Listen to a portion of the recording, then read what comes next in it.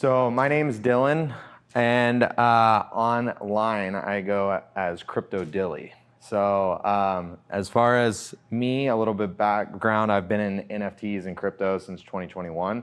And for me, I mean, I'm from Idaho, born and raised, went to the University of Idaho, and then I just got really interested in like NFTs, crypto, and blockchain technology.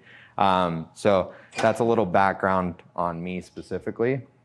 But before we can really like talk about NFTs and how people can utilize them in various ways, I do have to give you a little bit of context to different like ideas about crypto specifically. So to begin, what is crypto? Do any of you guys own crypto? Raise your hand. Nice.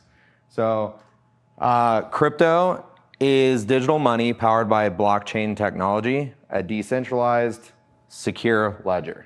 And it's made up of a couple different things. The first thing to really know is nodes. Basically think of this as computers all around the world. They're basically processing and sharing the blockchain. They're not necessarily validating transactions or anything like that. Their sole purpose is to show what's on the blockchain. Then you have what we call validators and miners. So in traditional finance, validators, it's basically liquidity pools. People put their money in and they get paid, a stake. So they call it proof of stake. And they're actually validating transactions to earn rewards without intense computing. You also have the inverse of that, where you've probably heard of people mining Bitcoin, right? That's proof of work, and it's literally putting your computer to work to mine these different transactions and validate things, which is happening on the blockchain.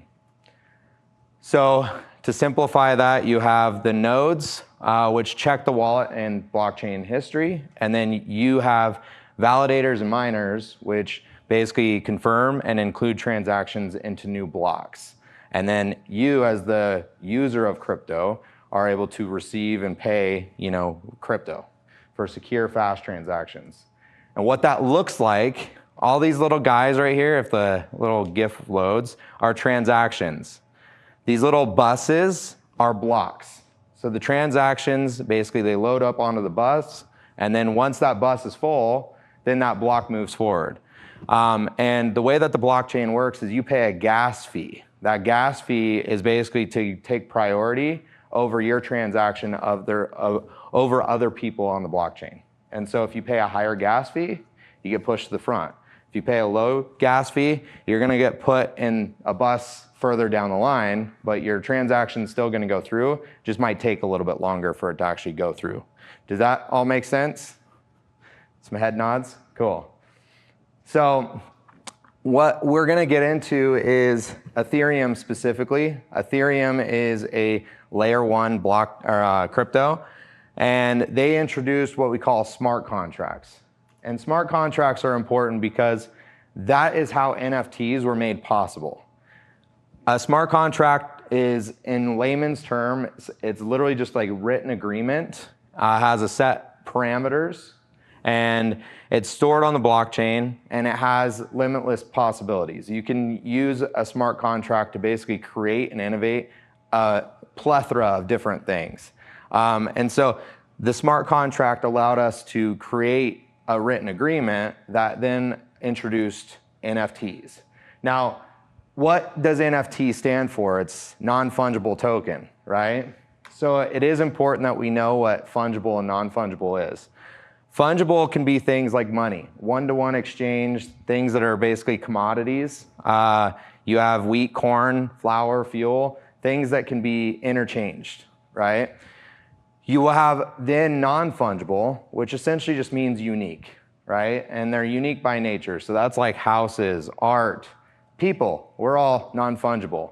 We're very unique, even if you're an identical twin. But used cars, different things like that, that's all non-fungible. So when you look at that, smart contracts are literally the tech backbone that allow for NFTs to be created. The crypto is the money that's used, and then the blockchain is the record keeper. So why does that all, like, why does that even matter?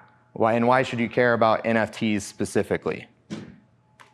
So NFTs really started as an experiment. It was just kind of geeks online playing around with the blockchain. And they started to put art onto the blockchain. And so it started in 2017. The NFT craze really like began there with brands like CryptoKitties, CryptoPunks, Curio Cards. These are like the OG collections that were minted on the blockchain. And then it catapulted into basically stardom in 2021. You had brands like Pudgy Penguins and the Bored Ape Yacht Club. I'm sure some of you guys have seen this strange monkey JPEG on the internet. That's a Bored Ape, right? And the reason that it caught so much traction is because you had all these celebrities buying them. You had Jimmy Fallon, you had Steve Aoki, you had KSI, Post Malone, Bieber, Madonna, definitely household names that everybody's heard of that wanted to be a part of an exclusive group, which was the Bored Ape Yacht Club.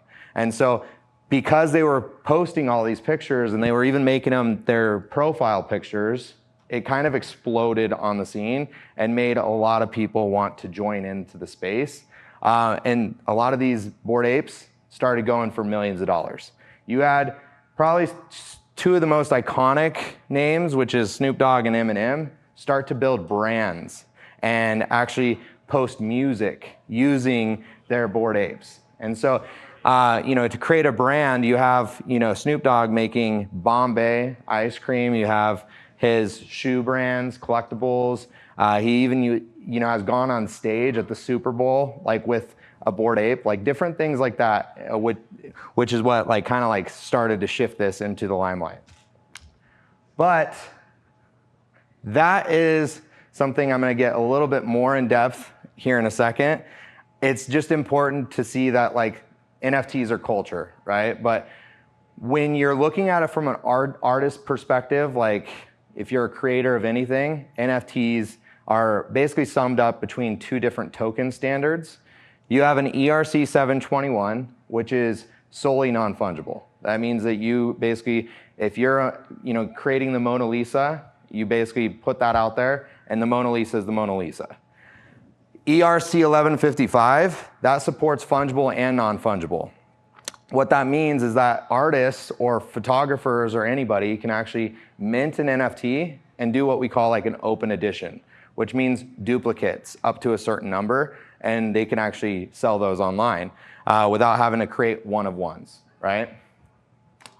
So digging in a little bit deeper, NFTs are a shift because it allows creators to have digital authentication of where it's actually proof of ownership, digital verifiable proof that you own the asset or that you created it. So with these artists here, Leonardo da Vinci, you got, Andy Warhol, Basquiat, all these, if you wanted to actually prove you owned one of their pieces of work, how would you do it? You'd have to go to an authenticator and literally have them sit down and verify that that art is authentic and original. The beautiful thing about the blockchain is that if the artist actually created that work of art and minted it onto the blockchain originally, it's verified right there on the blockchain. No matter how many times it's traded, transacted, you can always trace it back to the creator and whenever it was originally purchased. So it's easy for artists to actually put their work out there and know that it's, theirs. So it's not just that industry. I mean, we're going to talk about a lot of different industries, and it's probably the main reason that NFTs are confusing for a lot of people. Because when a lot of people explain NFTs, they go in the direction that they understand it because they're passionate about a specific industry or sector. But NFTs change everything in every industry. One of the most popular is actually digital art, right? How many of you guys have heard of Beeple? Any of you? Yeah, some of you guys. So Beeple is an artist that was creating digital art for years. He created 5,000 unique individual pieces for many years. And he basically put them into a collage of 5,000 individual pieces into one piece. That piece ended up selling for $69.8 million. It's the largest recorded digital art piece ever recorded, right? And that exploded obviously on TV too. You had him interviewing with, Jimmy Fallon, different people. His art's a little crude, but you have some different things that's really interesting, and he continues to steal the limelight, and he's sold a lot more art than just that. Beeple Human 1 sold for $28.9 million, and then he has this other pieces that's, multiple millions of dollars over time. So digital art, it transforms the way that you're able to market yourself as an artist, and if you are an artist, you're probably not gonna become Beeple overnight. Right? You need to have some marketing, you gotta put your name out there. But, it's not just for somebody who's a big name. So I myself actually purchased this NFT right here. It's called an Oni.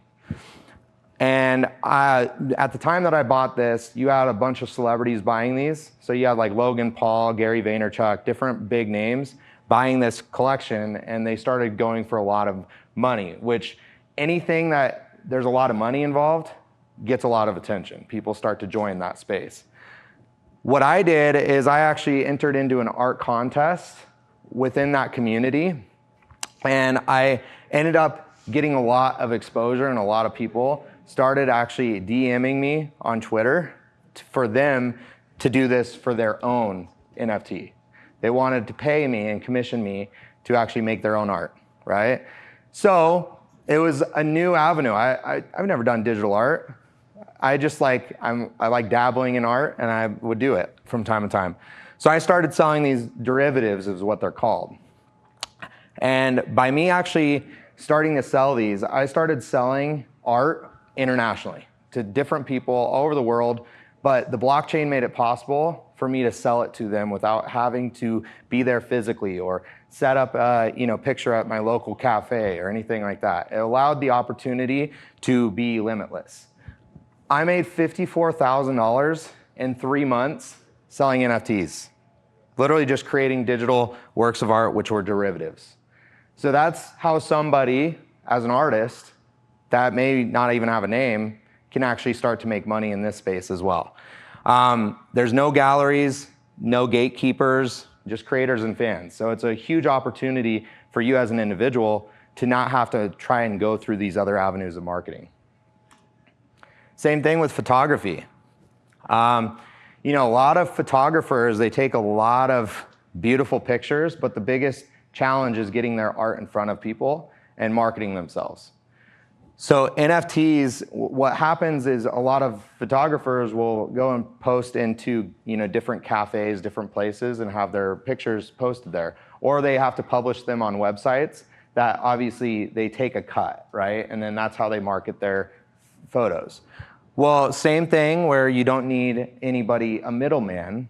The NFTs allow the creator to take the full commission for the art that they've created. And because it's verifiable and it's authentic, you can actually check to make sure that the artist or the creator is the one that actually minted that on the blockchain. So you can guarantee that you're paying the artist for the work that they've done, right?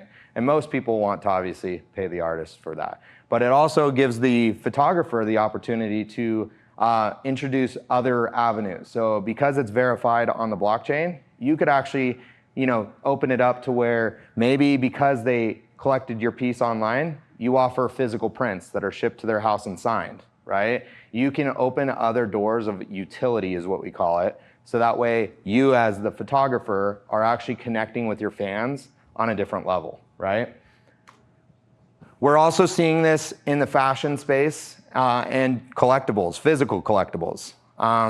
If you've ever collected Pokemon or played any card game, there's opportunity for that to be translated into an NFT. But one of the ones that's more known and more common is different brands are starting to get into this space. So we have the Nike, artifact shoe here. It's verified and it has an NFC chip in it, which is a near field communication chip in the actual shoe itself. I can take my phone and digitally verify that this was created by Nike, right? So a huge example that's very familiar for most people is Gucci, Louis Vuitton, the big luxury handbag manufacturers. How many of you have ever seen one of those knocked off, right? Like fakes? Tons. How do you verify that it's actually authentic and real, direct from Gucci or Louis Vuitton? You can't. I mean, you can if you're good, right? And you know what you're looking for. But with these different brands that are high ends, they're starting to actually insert these chips in it and make it to where it's verified on the blockchain to show that it's actually authentic and real, right? So you're seeing this across the board in all types of different collectibles, and I've brought a lot of that stuff here today for you guys to see. It's also transforming the music industry as well. Not just digital artists, physical artists, and I forget the other one that I touched on, but all these different creators. Music is huge. There's a huge dispute. Probably years ago, you remember Metallica wasn't like on Spotify or any of the streaming. That's because they weren't getting their cut, right? They weren't getting their fair share. And as an artist, especially a musician, you have to pay the record label a good amount of the money that you actually would earn, right? So if you're on SoundCloud, Spotify, any of these different platforms, and you're an artist, it would take you 229 streams for you to make $1, right? And so as a little artist, putting your music out on these platforms, it takes a lot for you to actually get paid. But what NFTs are doing is making it to where you can actually build a name for yourself. And let's say you have 100 fans that are really, excited about your music and about your brand. Well, if you sell an open edition of your NFT, which is music, to them and give them, let's say, royalty rights, or you give them exclusive vinyl records, or whatever utility you want to provide them with, they will actually buy the NFT and support you as an artist to then catapult your career and allow you to continue to make money. And it cuts out the middlemen, it cuts out the record label, and allows you to actually launch your career in a different way. And a lot of big name artists are actually starting to launch their music as open edition NFTs. Because if you sold an open edition of NFTs at $3 per NFT, and it gave you the ability to own that song, or have the copyright licensing for it or anything like that, it's a huge way for you to actually make a lot of money as an independent artist. You also have big festivals actually introducing NFTs as an entry point. So how many of you guys have heard of Rolling Loud? Any of you? So Rolling Loud is a huge festival that happens. Miami is where it started, but they're branching out internationally. And what they did is they actually launched their own NFT collection called Loud Punks. And they offered 2,435 of these NFTs. By purchasing the NFT, this is a festival that costs $1,200 for a pass to go to. You can buy one of these NFTs and have access to the concert, that festival, for the lifetime, forever. And so it gives you the opportunity, these are some of the utility items that are actually within that: lifetime access, access to a community, a premium merchandise that wouldn't otherwise be offered by anybody else, and also dedicated lines for the what are they called? Loud Punks NFT. So you're getting these different applications for different industries. Entertainment. It's disrupting entertainment big time, because before, if you wanted to create a series or a movie or anything like that, you'd have to actually go to one of these big studios like Warner Brothers, Universal, Paramount, and actually present to them, and they sign on and say, yes, we'll give you the funding, we'll make this possible for you. And so as a little guy, your dreams of creating a series or a movie are probably not there, right? Same thing, it's transferred into the new Hollywood, which is like Prime Video, Hulu, Netflix, right? You have to sell to those studios in order for you to actually be able to launch your TV series or your movie. Well, in the new age of crypto and NFTs, you could crowdfund your own project. So if you crowdfund your project and say, hey, I'm gonna include your name in the credits at the end of the movie as somebody who actually helped to fund our project, Now you can actually get a bunch of money from a bunch of different people. Maybe they give you royalties for being an early investor into the movie, but we don't actually have to know you personally. I can actually like your idea and see what the script is and that information and give you the funds and then be a part of that project and feel vested into it with an NFT. So that's what Stoner Cats did. Stoner Cats went out, they launched their project. They made, what is it, $8.2 million in 35 minutes by crowdfunding this thing. They got all the money together. They hired actors and actresses that are big household names like Mila Kunis, Chris Rock, Dax Shepard, Ashton Kutcher, and they are the voice actors for this series. And they're continuing to make this series. That was just season 1. They're now on to like season 3, I think now. But I mean, they're just continuing to crowdfund and give royalties and access to different NFT holders, which is huge. Gaming in virtual worlds is also completely changed. How many of you guys have heard of play to earn? Anyone heard of that term before? So in this day and age, everyone likes to play video games, but playing video games for a long time, it didn't really yield any benefit. You're just playing it mindlessly, right? Well, with play to earn, you can actually earn in-game assets that are actually available and sold. So a really good example of this, how many of you have heard of Fortnite? Okay. Fortnite is a free game, but what they do is they sell skins. It doesn't change your abilities in the game or anything like that. It's pure aesthetics. But people go in and they'll spend millions upon millions of dollars on these skins. What's funny about that is you don't actually own it. You can't transfer it to another game. You can't do anything with those assets except put that skin on you, right? The blockchain changes this. Imagine all these different games where you build up this character, you build up all these different items, and then the new game gets released and you lost all of your progress, right? NFTs make it to where you could take that character, build it up, and then sell it on a free open marketplace because it's all on the blockchain. It's digital ownership of assets, right? So with Fortnite, that analogy, there's certain skins in the game that were only available when the game first launched. And if you see one of those skins in the game, it's like, oh man, that guy's an OG. That's crazy. But those skins, if they were available on a free marketplace through NFTs, people would actually spend more money to have that because it was online for a short period of time. And so they would spend a lot of money to have it, right?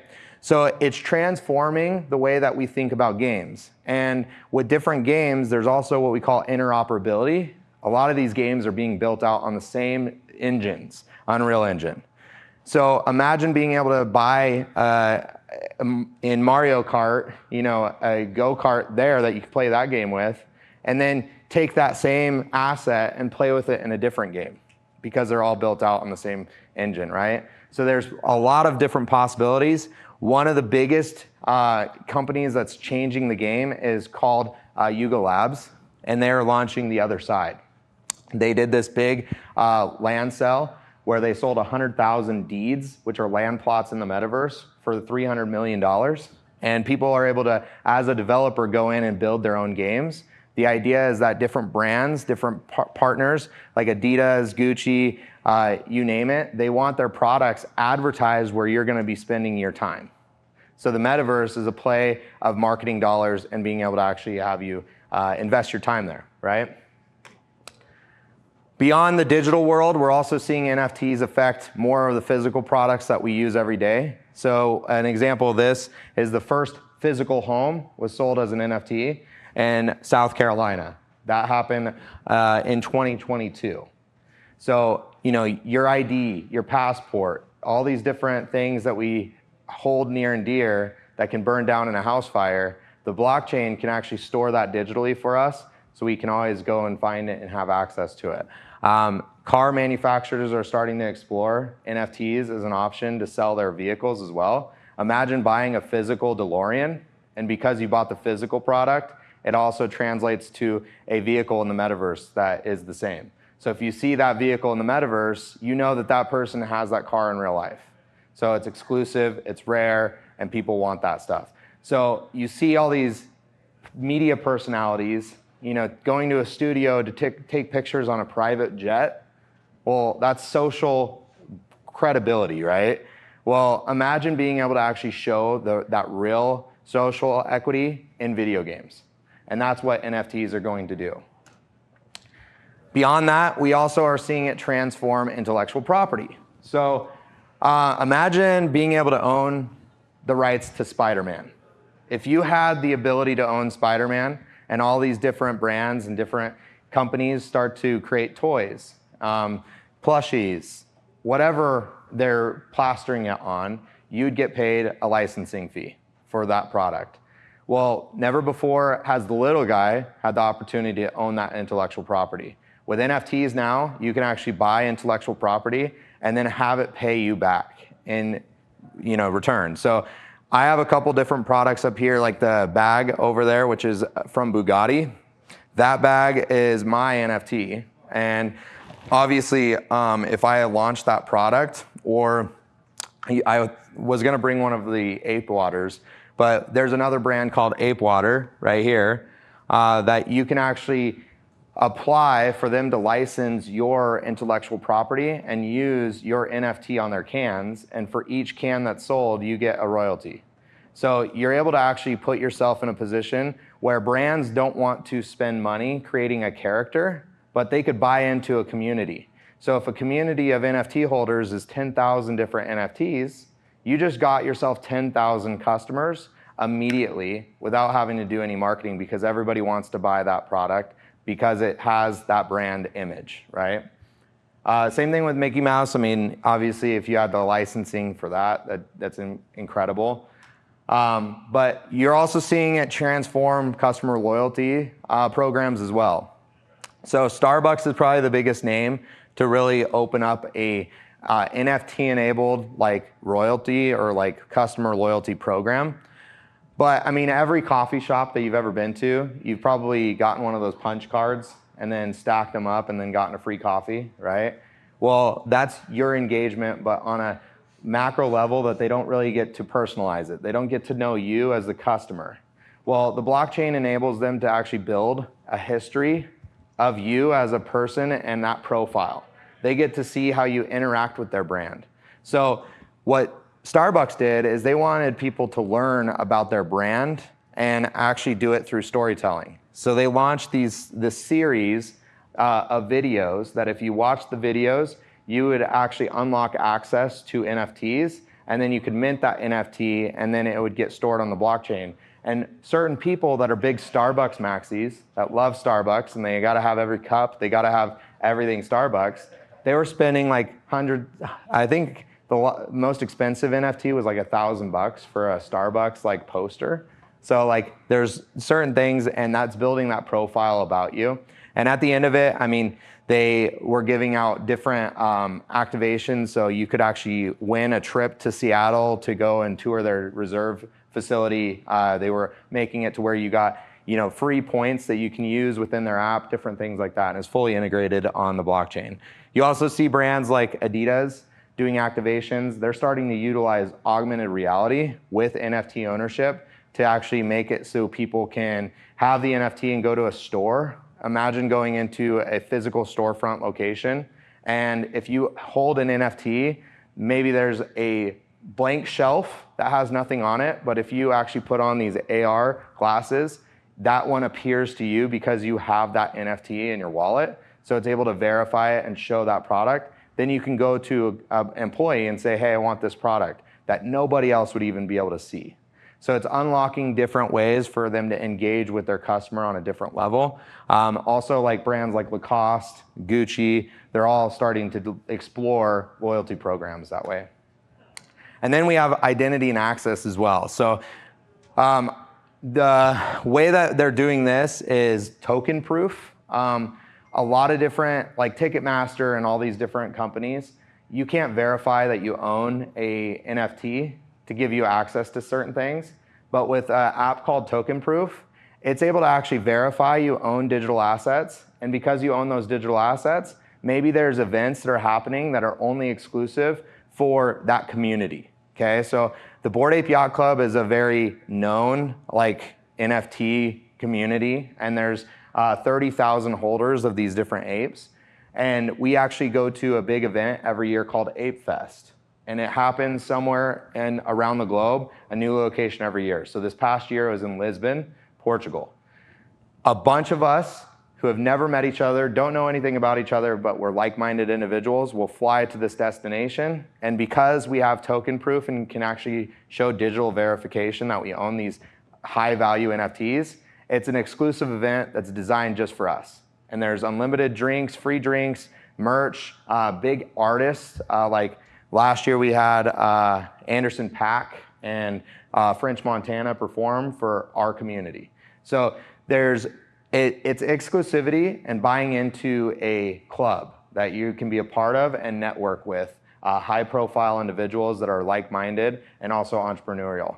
So token proof gives you that access. There's also events across the country. Imagine coming to Treefort, and if you bought or had a specific NFT, gave you access to specific events that were related to that asset that you own.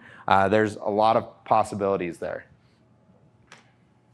So with that, whether you're a photographer, artist, or you're whatever you like to do. If you're a creator, how do you actually create an NFT?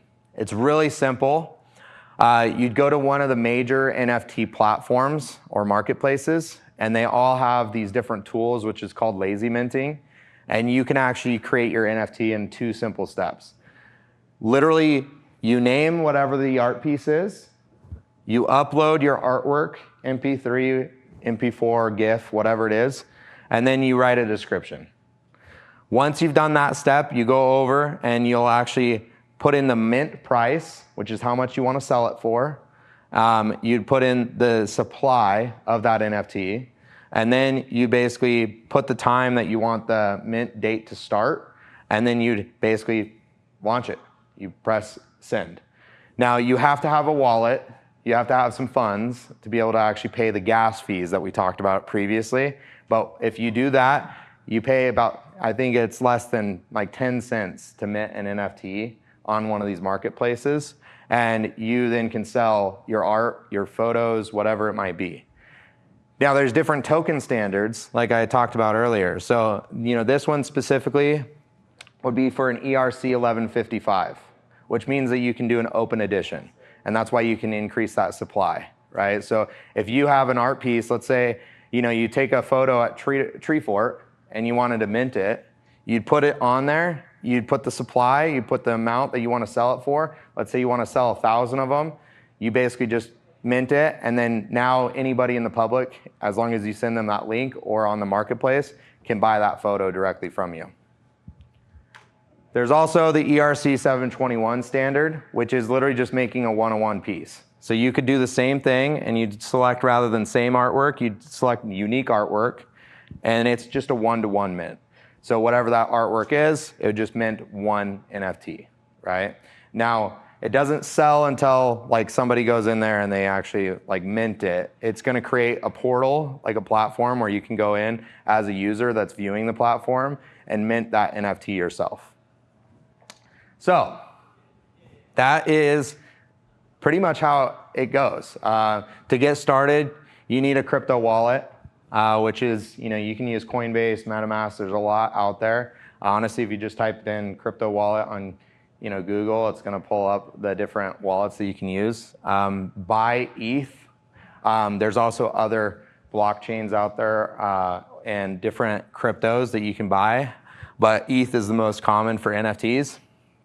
And yeah, if you are interested in this kind of stuff, I run a YouTube channel called Unboxing Web3. We actually work with different, products, different companies that are releasing NFT-related or crypto-related physical and digital products, and we review them and show what that brand or that company is all about. So definitely check out our channel, and hope you guys enjoyed this.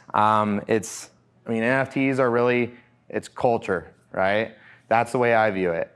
For many years, you had a lot of different cultures, different times in history. This is a snapshot, a time in history. Bored Apes, you got Pudgy Penguins, all these different companies or brands that are building social identity and they're basically introducing them into products that you're seeing in Walmart and all across the world. So it's going to continue to expand, and you can have a little piece of it too if you want to buy an NFT, which is cool. So yeah, any questions? Yes. For like a piece of pre-existing art, how do you make sure that the correct owner of the art owns the NFT that is made for it?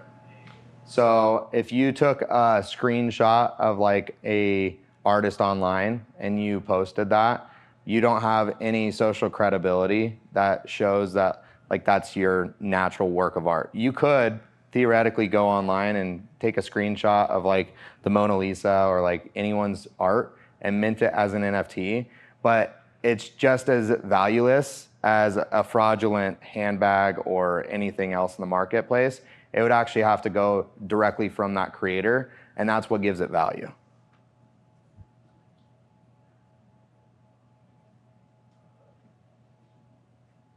Yes. So the shoes, the Nike shoes that have something in there, how does somebody able to validate that other than being on the blockchain? Is there a way to is there something to scan that chip? Something? Yeah, your phone. So it uses a NFC chip, and so all of our phones, like if you go to the cash register and you pay for anything, that's also an NFC.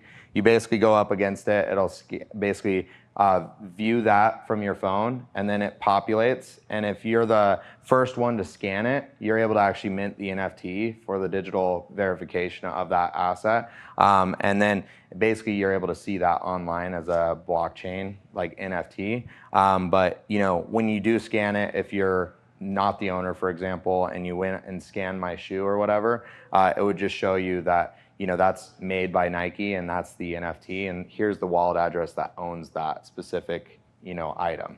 But it's also, we use NFC chips at networking events a lot as well. So there's a company called 9DCC, they're a high-end fashion brand, and the sole reason that I actually got their shirt was as a networking tool at different crypto events, because people would see me wearing that shirt and they'd want to come scan my shirt to earn points within that network of that brand specifically. And so the brand is actually rewarding and incentivizing people to go scan other individual shirts and different products to earn rewards and earn different physical items from that brand itself. So it's a networking tool. I've met a lot of different people because I'm walking the streets of New York and somebody's like, oh my gosh, you have a 90cc, and they want to scan it. And now I have a new friend that's a like-minded individual that's also into NFTs, which is cool. Did that answer your question? Okay, cool. I went a little bit off to Pluto. Yeah, I guess similar to the other question, so if you have the physical shoes and the NFT of it, how would you then sell that to someone else in the real world and ensure that they got the shoes and the NFT? Yeah, so how does that work? If you actually bought the product from me, the person that owns it can mint the new NFT from that shoe, and basically now you have that NFT. It's transferable on the blockchain. Right, because you were the first one to scan it, so you've minted the original one. And if I scan it, it shows the wallet address, but you would have to sell me the shoe and transfer me the NFT. It would transfer automatically. That's the way that the NFC chips are built and designed on the network. So basically, if you anyone in this room could come up and scan my shoes, for example, and you'd get transferred the NFT. But the physical item is the thing that you need to have to be able to actually have that digital verification. So if when I leave with the shoes and I see you own it now, I would just scan it and get it back. Does that make sense? Okay, so it's only tied to the physical item. It's not like there's the one-to-one. Yeah. The NFT has to travel with the physical item. Exactly. It's tied to the physical product specifically, but it's authenticated and traceable on the blockchain. So if I didn't really care and you went and scanned it and you own my shoes and I never scanned it again, it'd show a digital footprint that you own my shoes. That's what I was curious about. Yeah. How secure that it feels like it's what's then the point of having The an NFT digital? on the blockchain at all? Well, so that's where you get into like the gaming and social credibility and like that kind of stuff is like, you know, those shoes specifically, if you took the ownership of them and then you were to play in a metaverse where it's interoperable and you could actually wear those shoes, and then I join in my game and I realize I don't have those in my inventory, I just go scan the physical real quick and then I would take those back from you. And now my metaverse character is barefoot. Exactly. Yeah. Yep. I mean, other than that, I mean, the big thing is verification and like authentication of that being manufactured by the brand that it should be, right? Because if I bought those same shoes, that's a knockoff from Thailand, and I scanned it and it's not from Nike, I know that right away that it's like, oh, this is a knockoff. That's the big benefit there. I was just wondering if you knew of any stories of like fraud, like a cool story about fraud, like someone did steal someone's shoes or something. I mean, because it's tied to the physical, that's not like a big thing there. But I mean, crypto is rampant with like fraud and different like, you know, scams, right? And that's the bad rap that like crypto has. It's a bad perception because probably the most, you know, common is that you hear like Hawk Tuah girl launches a token and scams a bunch of people for millions of dollars. That's like the more common thing you hear. You don't really hear too much about like NFT scams necessarily because it's, you know, a smart contract and you're buying those assets. But the most common thing you see in NFTs is what you call a rug pull, where an artist or a creator or a group of people go in and they create an art collection and they promise all these things to their collectors and then they don't actually deliver on those promises. And so like you have this artificial like that perceived value of what you're going to get, and then they don't deliver on the back end. And because it's the wild, wild west and there's not a lot of regulation by the government yet, we're seeing that be like a common thing. But the SEC has started to actually go after certain individuals that are launching like crypto scams. But that's where like you'll hear if you join into the crypto and NFT space, DYOR, which is do your own research. It's really identifying individuals within the space and understanding whether or not they're actually going to fulfill their promises and deliver on that project or not. And oftentimes if somebody's not what we call doxed, which is like their known alias isn't just like Crypto Dilly, and I don't say my name's Dylan Brodigan, that's usually a red flag, right? Because if I can't go and find the physical person associated with that alias online, then you're probably going to get scammed. You're asking for it. So, did that answer your question? Cool. I don't know where we're at on time, but we're good still. Any other questions? Yes. If someone like steals the physical shoe and like do they just get the NFT? Yeah, they own it now. They stole it. Yeah. Okay. So, is there any maybe like advice or resources or maybe communities that you could recommend to people who want to start like plugging into this space and don't really know like where to start, like where, you know, maybe newbies would be welcome? That's a good question. I think back to like when I started, this space is pretty difficult to like really navigate, especially because I've had friends that want to buy NFTs and they go on OpenSea or like one of the NFT marketplaces and they just start buying NFTs, but they immediately don't have value because it's just somebody who like made that picture and they sold it online, and then there's like no utility or anything built into it.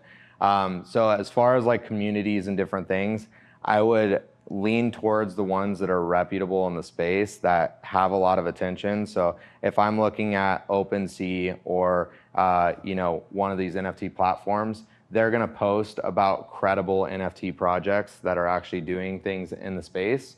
And what I usually look for is you know, join one of these developed communities that's already established, and then learn from the people within that community on Discord and also on like Twitter or anything like that. There's a lot of free, you know, resources on YouTube specifically that, you know, people talk about these different projects and what they're developing and what their goals are. But I mean, personally, the Bored Ape Yacht Club is probably the most established and they also have like a strong community of like-minded individuals that are always trying to onboard new people that want to be involved in crypto specifically. But also, if you go to any of the crypto events, like NFT NYC or ETH Denver, or there's a bunch across the country, there's a lot of individuals that want to onboard more people and get you involved. And a lot of times what I would suggest is find somebody that's in your specific niche. So if you're a photographer, find other photographers that are crushing it, selling NFTs, and identify what they're doing and how they're doing that specific thing. Learn from others is really the big thing. But I mean, there's really easy ways to navigate the space, and you don't have to spend a lot of money. I would fail forward. Like try little things in the space before investing like a large amount, and like learn a little bit. Because I do have friends that got into the space and then they click on the wrong link, and then they drain their wallets because they got a phishing scam. And that's more common than anything else, is not protecting yourself and not understanding the security measures. So that would be what I would say, is like find other people in the space that are already doing it, message them. A lot of them are willing and open to actually have conversations, and don't ever click fishy links. Cool.